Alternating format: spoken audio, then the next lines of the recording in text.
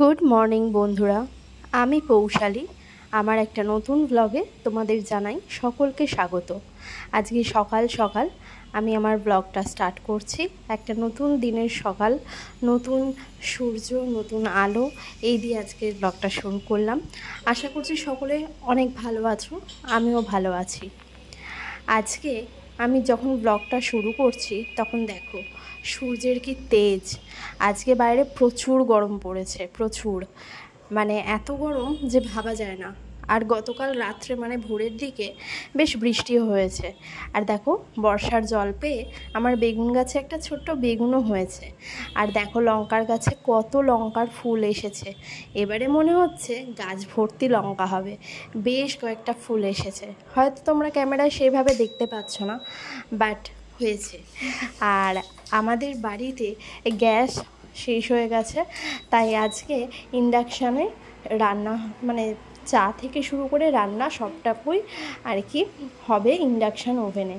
তাই গ্যাসের যে ওভেনটা সেটা মা নামিয়ে সাইডে করে দিয়েছে যাতে জায়গাটা অনেকটা থাকে। আর এখানে দেখো আমি চায়ের জল চাপিয়ে দিয়েছি, ইন্ডাকশান ওভেনটা আমি অন করে দিয়েছি। আর এই যে দেখো আমাদের গোকুলা সুন্দরী লেজের সম্ভার নিয়ে রান্নাঘরে ঘুরতে এসছে, দেখছে সকাল সকাল দিদি রান্নাঘরে কি করছে।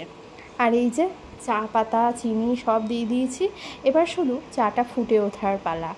আজকের ব্লগটা হবে খুবই ছোট্ট, বাট এই ছোট ছোট জীবনের মুহূর্তগুলো ধরে রাখার অনেক চেষ্টা করছি, আর তোমাদের সাথে শেয়ার করারও অনেক চেষ্টা করছি। কারণ সময় তো চলে যাবে, পরিস্থিতিও পাল্টে যাবে। তাই এই সময়, এই মুহূর্তগুলোকে যদি একটুখানি ধরে রাখা যায়, পরবর্তীকালে আজ থেকে ধরো অনেক বছর পর যখন এই জিনিসগুলো দেখব, হয়তো সেই পরিস্থিতিতে সেই সময় এটা মনে হবে যে এই সময় এটা করছিলাম, ওই সময় ওটা করছিলাম। এই যে স্মৃতিচারণ, এইটুকু নিয়েই তো আমাদের জীবন, এই তো ছোট্ট জীবন। তাতে যদি সুন্দর মুহূর্তগুলোকে মানে ক্যাপচার করে রাখা যায়, বা সুন্দর মুহূর্তগুলোকে পরবর্তীকালে আমরা যদি ধরে রাখতে পারি, দেখি, তাহলে কিন্তু দেখবে হাজারো দুঃখের সময়তেও যদি এই সুখের দিনগুলোর কথা ভাবা যায়। মসুর ডালটা একটু আলু দিয়ে, দুটো ছোট ছোট আলু দিয়ে সেদ্ধ বসিয়ে দিয়েছি, লঙ্কা দিয়েছি, নুন তেল হলুদ একটুখানি দিয়ে দিয়েছি, দিয়ে সেদ্ধ হচ্ছে। এটা সেদ্ধ হোক।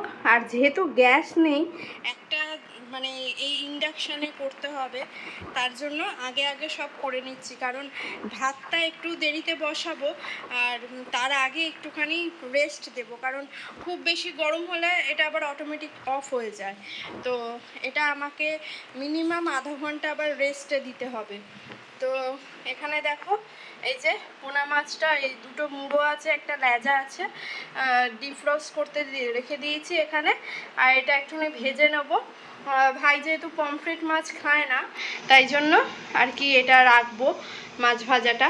আর আমাদের আছে পমফ্রেট মাছ, কিন্তু পমফ্রেট মাছটা আর কি তোমার ফ্রিজ থেকে এখন বের করা যাচ্ছে না, প্রচণ্ড বরফ হয়ে গেছে তার কারণে।